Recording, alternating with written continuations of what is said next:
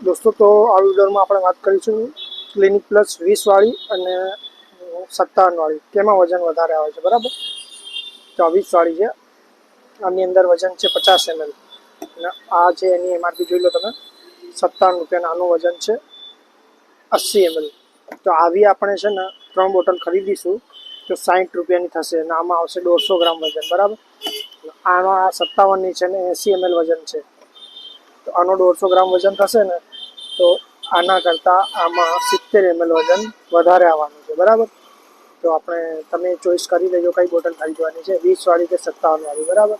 કે રૂપિયાવાળા પાઉચ અગર તમે આના ખરીદશો 1 રૂપિયાવાળા પાઉચમાં 6 ml વજન આવે છે તો આવા 20 તમે ખરીદશો તો એમાં વજન આવશે 120 ml ના આમાં છે 50 ml બરાબર। અને આવા 57 ખરીદશો તો એમાં વજન આવશે રૂપિયાવાળા પાઉચમાં आना 57 ની एमआरपी तो રૂપિયાવાળા તમે 57 પાઉચ ખરીદશો ને તો 342 અને 42 ml 342 ml વજન આવશે આમાં બરાબર। તો તમે ચોઈસ કરી શકો છો શું ખરીદવું રૂપિયાવાળો પાઉચ કે 20 વાળી બોટલ કે પછી 57 વાળી બોટલ। ચલો તો દોસ્તો પછી નેક્સ્ટ વિડીયોમાં મળીએ।